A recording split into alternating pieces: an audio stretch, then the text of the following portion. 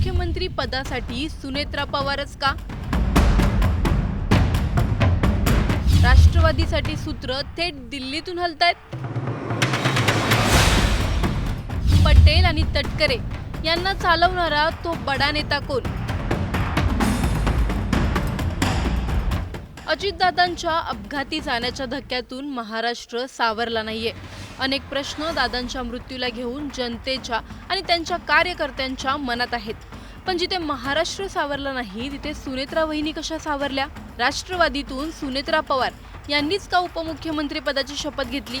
बारामतीमधील राष्ट्रवादी आता दिल्लीतल्या त्या नेत्याच्या हातून चालतेय का? आणि तो नेता नेमका कोण?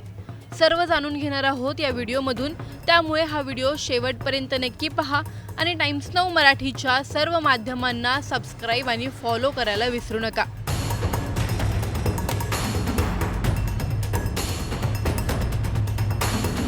अजित पवारांच्या अपघाती निधनानंतर पुढे काय, हा प्रश्न अत्यंत महत्त्वाचा ठरला आहे. अजित पवार हे केवळ एक नेता नव्हते, तर मराठा, ग्रामीण, बहुजन, मुस्लिम, शेतकरी, साखर कारखानदार असा मोठा सामाजिक आधार घेऊन चालणारा राजकीय दुवा होते. हा आधार भाजपसाठी अत्यंत महत्त्वाचा होता. त्यामुळे अजित पवारांच्या जाण्यामुळे हा आधार हातातून निसटू शकतो याची जाणीव भाजपच्या केंद्रीय नेतृत्वाला तात्काळ झाली. याच कारणामुळे अजित पवारांच्या निधनानंतर दुसऱ्याच दिवशी देशातील प्रमुख वृत्तपत्रांमध्ये भाजपकडून भावपूर्ण श्रद्धांजली जाहिराती देण्यात आल्या.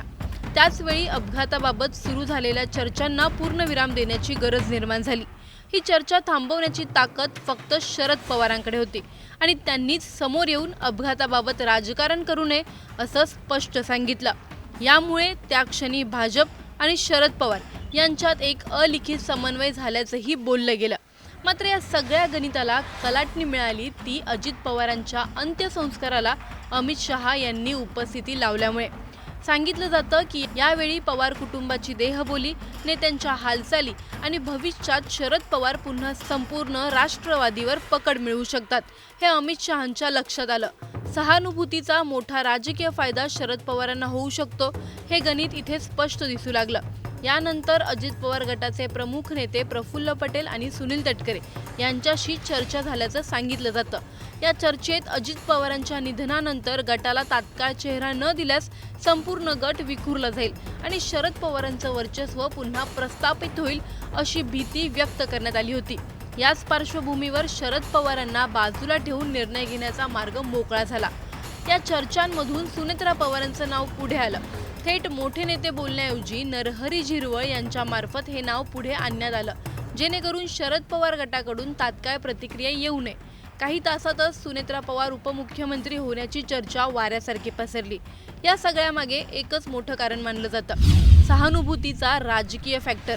अजित पवारांच्या निधनानंतर जर पवार कुटुंब एकत्र आलं असतं तर राष्ट्रवादी पुन्हा मोठ्या ताकदीने उभी राहू शकली असती.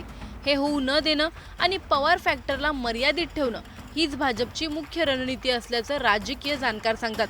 शरद पवारांच्या बाबतीत असलेली शेवटच्या क्षणी भूमिका बदलण्याची प्रतिमा, 2014, 2017 आणि 2019 मधील अनुभव यामुळे भाजपच्या हायकमांडनं थेट निर्णय घेण्याचा मार्ग स्वीकारल्याचं बोललं जातं. सुनेत्रा पवारांच्या माध्यमातून शरद पवारांची बार्गेनिंग पॉवर संपुष्टात आणता येईल हे गणित इथे महत्त्वाचं ठरतं. महाराष्ट्राचं राजकारण खरंच दिल्लीवरून चालतंय का? एका नेत्याच्या निधनानंतर इतक्या वेगात निर्णय का घेतले गेले? हा निर्णय राष्ट्रवादीचा होता की भाजप हायकमांडचा? सहानुभूतीचं राजकारण रोखण्यासाठी हे सगळं केलं गेलं का? शरद पवार पुन्हा ताकदवान होण्याची भीती कुणाला वाटते? सुनेत्रा पवार हा चेहरा राजकीय गरजेतून पुढे आला की दबावातून? आणि सर्वात महत्त्वाचं, महाराष्ट्रात निर्णय निवडून आलेले नेते घेत आहेत की पडद्यामागची महाशक्ती? तुम्हाला या प्रकरणी काय वाटतं? आम्हाला कमेंटमध्ये नक्की कळवा आणि व्हिडिओ आवडल्यास लाईक आणि शेअर करायला विसरू नका. तसंच अशा नवनवीन अपडेट्ससाठी टाइम्स नाऊ मराठीला नक्की फॉलो करा.